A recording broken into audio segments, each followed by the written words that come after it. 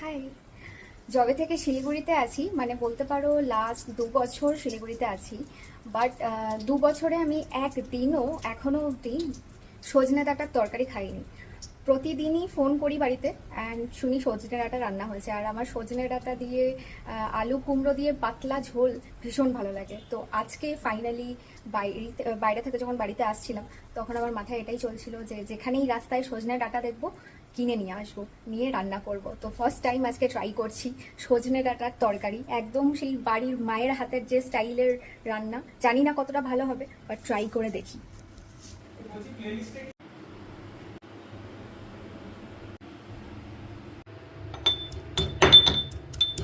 এই তরকারিটা যেহেতু একদমই সাদামাটা ঝোল হয়, তাই একটু বড়ি দিলে কিন্তু মন্দ লাগে না খেতে।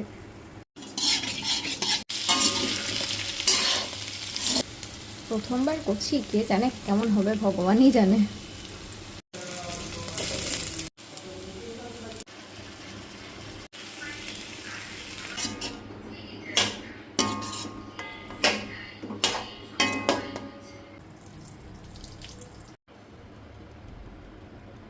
এরপরে একটু হিং দিয়ে দেবেন ঠিক নামানোর আগে।